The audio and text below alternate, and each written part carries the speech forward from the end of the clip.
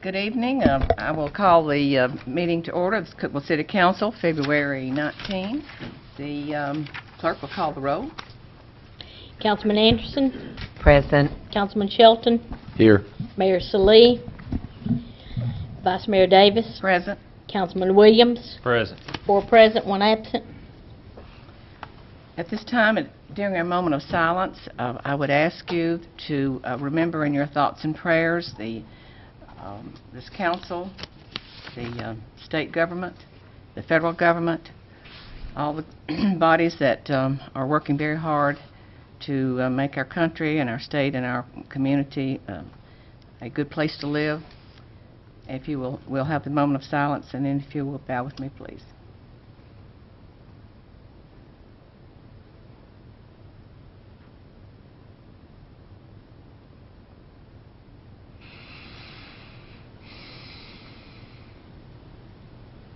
Amen. Thank you.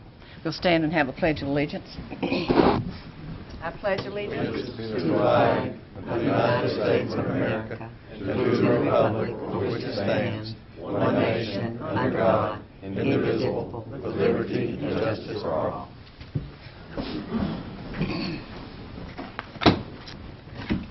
Item 1 is consider approval of agenda as presented. Do we have changes in the agenda? We need to add 2 items. Add item 10, which will be consider approval of Drama Center change order. And item 11, approve the illustrated master plan for the Highland Business Park. All right. Any question or discussion? All in favor of adding those to the agenda, please. Make a motion to approve. Second. Any question? All in favor, vote yes. 4 yes votes, motion carries. Old business, item 2, consider approval of minutes of council meeting held on February 5, 2009. You have those in your book, and I will entertain a motion to accept those or any changes or corrections. So moved. We have a motion and a second. Any discussion? If not, please vote. 4 yes votes, 1 absent, motion carries. The other item in old business is item 3, and that is consider on second and final reading ordinance number 090201, amending the Cookeville Municipal Code Title 12, Chapter 1, 2, 4, 7, 8, and Title 7, Chapter 2, relative to adopting the 2006 International Codes. Sponsor, Mr. Littrell. Vice Mayor and council members, this is the second reading of this ordinance to adopt the 2006 International Code. Adoption of this code will bring us into compliance and compatibility with the State Fire Marshal's Office. We've had no calls or comments since the first reading. Do I hear a motion and a second? Move for approval. Second. We have a motion and a second. Any questions or comments from council? Any questions or comments from audience? Hearing none, please vote. 4 yes votes, motion carries. Thank you. Thank you. The item 4, 5, and 6 is under consent agenda, and those items are consider awarding bids for uniforms and wire. Item 5, consider awarding bid for odorant, and consider awarding bids for chemicals. Do I hear a motion to accept all 3 of these in the consent agenda, or are there questions about any of these items? If not, do I hear a motion that they be accepted So moved. collectively? Second. We have a motion, a second, to accept these in unison. Any comments from the audience? Council? Please vote. 4 yes votes, motion carries. All right, item 7, we're to new business. Consider approval of property acquisition of Cookeville Regional Medical Center at 128 North Whitney. Sponsored CRMC. Mr. Norton. Thank you, Vice Mayor, Council. Tonight we're here to ask for approval to purchase a piece of property located at 128 North Whitney. Our Board of Trustees has approved this and is asking Council to approve it this evening. The building, medical office building, the building's a little over 10,000 square feet. The property that we would be purchasing is a little over 37,500 square feet. Property is located within the medical district, And the medical office building would be used for physicians that are employed through the Cookeville Regional Medical Center employed physician practices. That building would be able to accommodate anywhere from 8 to 10 physicians, and the purchase price of the building is $1,225,000, and funds would be generated from the operations of the hospital for that purchase. We would need a motion and a second to get this on the floor for discussion. So moved. Second. We have a motion and a second. Now then, does council have any comments or questions for Mr. Korth?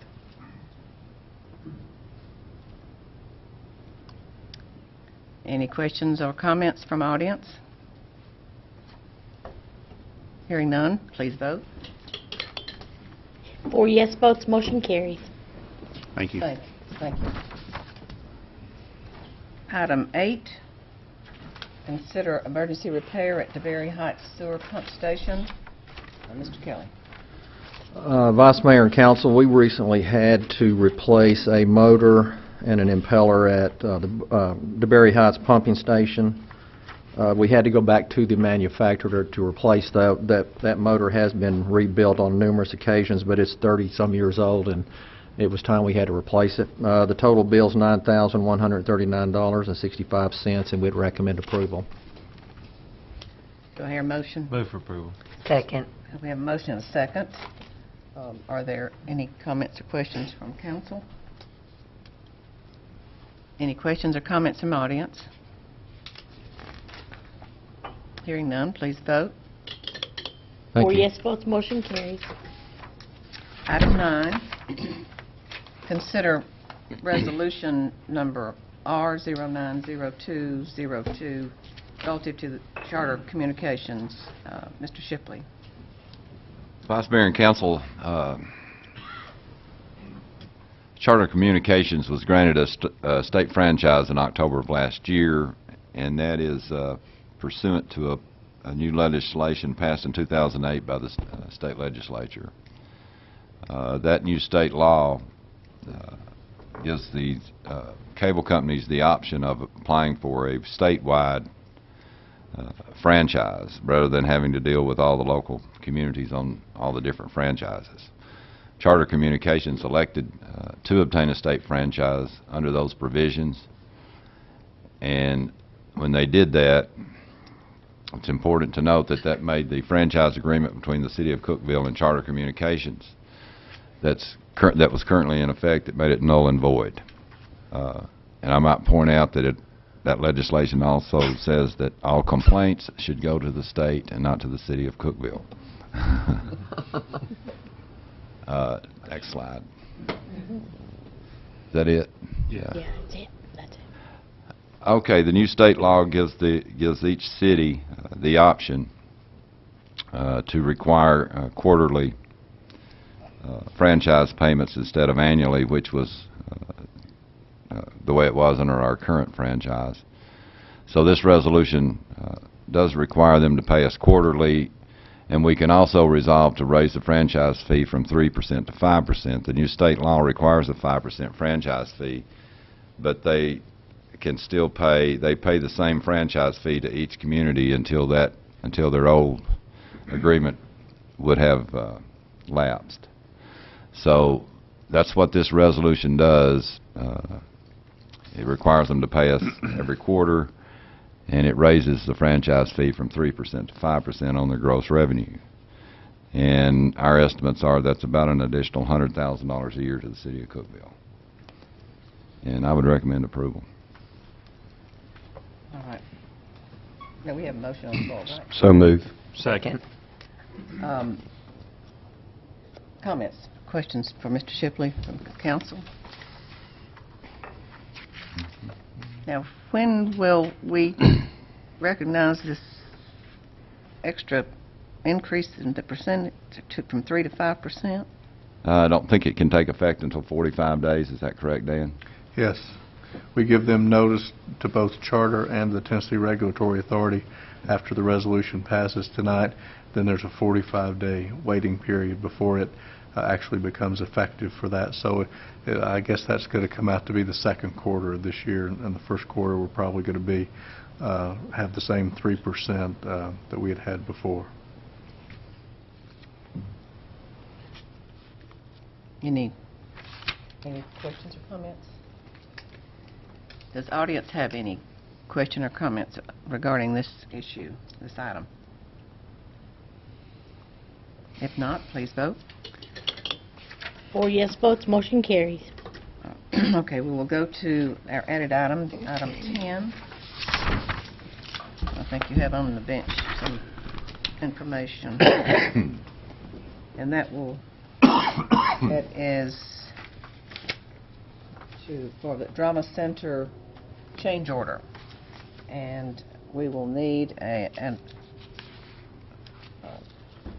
motion, please. You need to present it first, right? Consider approval of change order to contract with Mid-State Construction Company For for how Drama much? Center.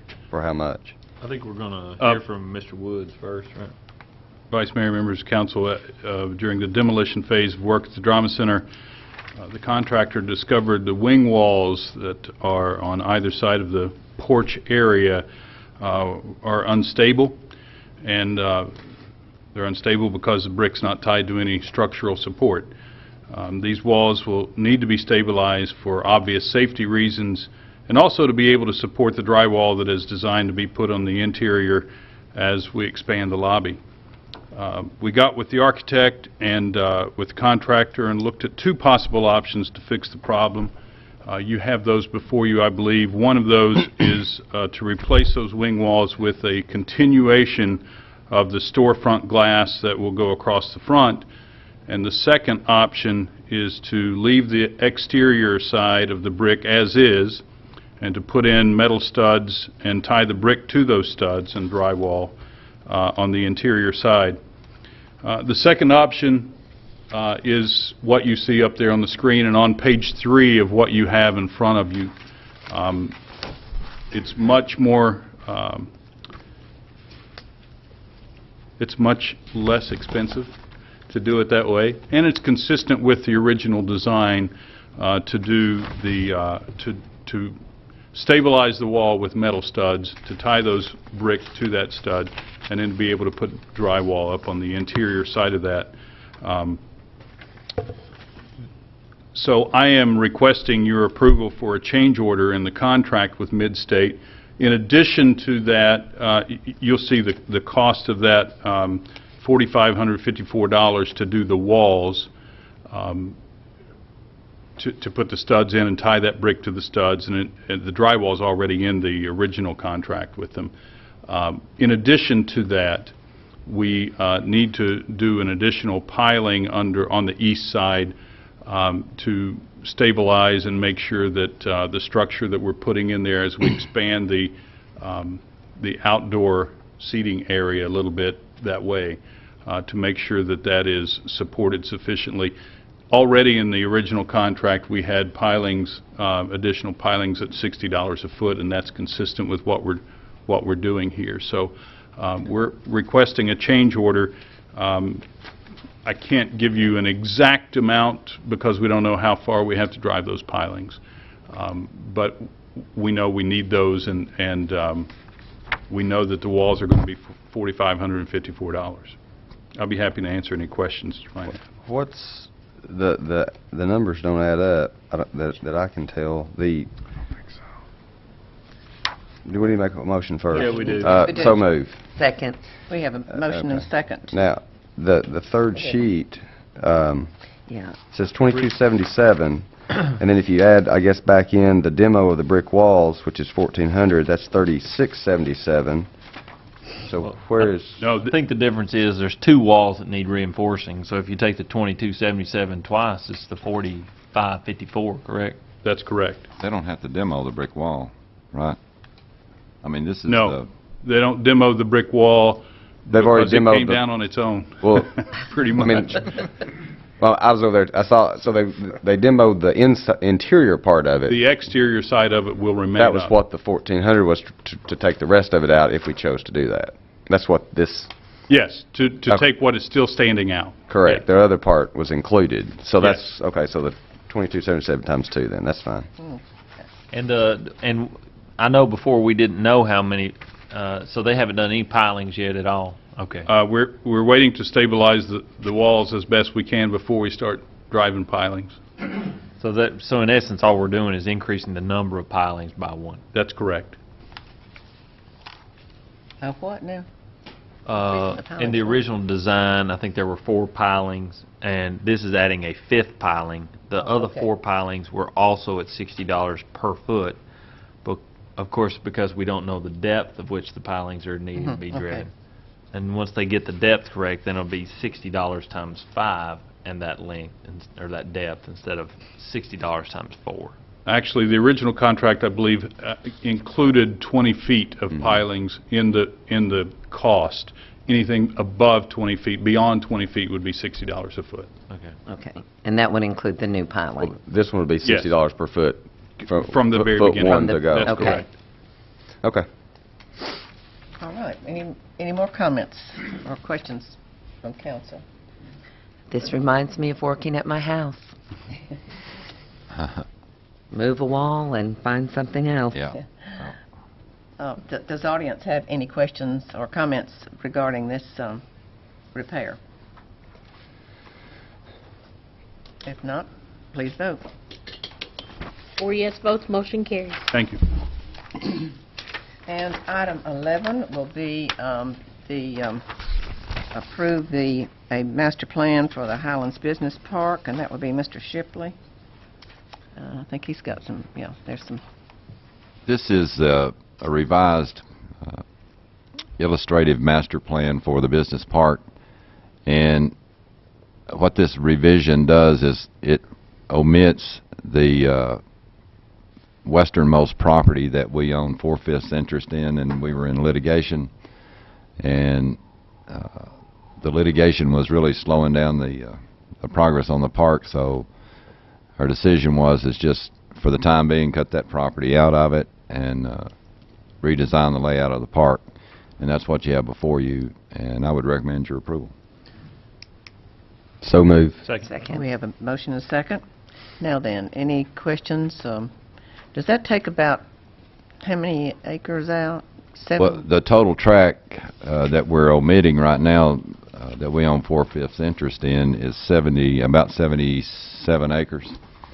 12 acres is on the north side of the interstate, so about 65 acres is what Will be affected on this? will be affected at this point. Okay. And a lot of that property, if and when the new interchange is built, a lot of the ramps and stuff for the interchange will chew up some of that property anyway. And so what we're doing is, in this new design, is we're directing traffic to Lee Seminary. Correct. Mm-hmm.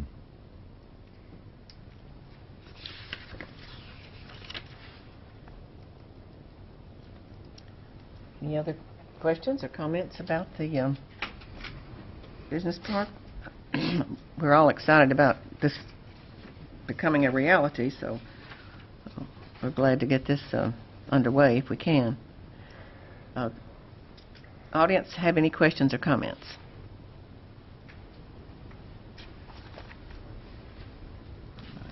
If not, please vote. 4 yes votes, motion carries. Agenda go.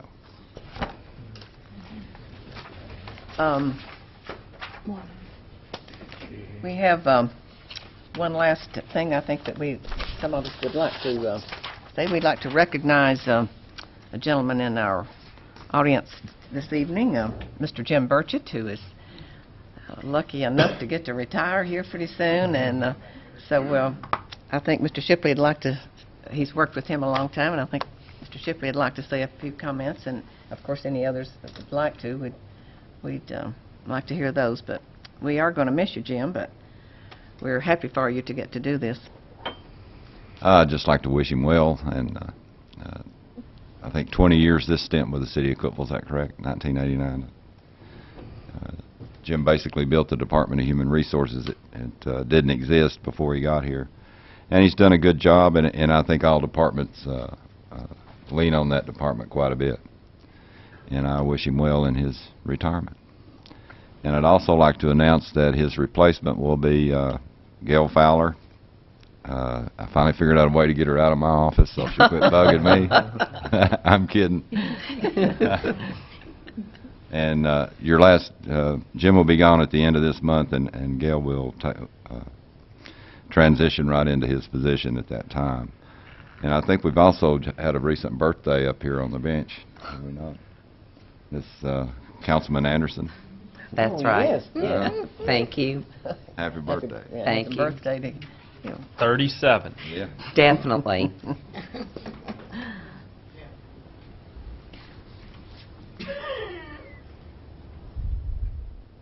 Oh, yeah, we got a city attorney that just had a big one, too. And he was so quiet. Yeah. It's not my birthday today. Is it tomorrow? Tomorrow. But Have you- Also he's 37, turning yeah. 60 tomorrow, and I told staff on Wednesday I'm not going to make a big deal about it because I'm right behind him. You know, I was 30 when I started this job 18 months ago. Well, congratulations to everyone. We're happy that we can share that with you. Any other comments from the audience? I see we have some visitors tonight, and we welcome you. It's been rather short and not a lot of discussion, but we hope you have learned some things about government. Those are my students from my U.S. history class, Oh. and we're in the middle of learning the Constitution, and they had a choice of coming to a city council meeting or memorizing the Bill of Rights or the preamble to the Constitution. And I believe these two young people have showed the better part of discretion by coming here tonight. Very wise. That's very wise. Any other comments that would need to be made, or anyone else with a birthday? If not, I'll call this meeting adjourned. Thank you. All right, well.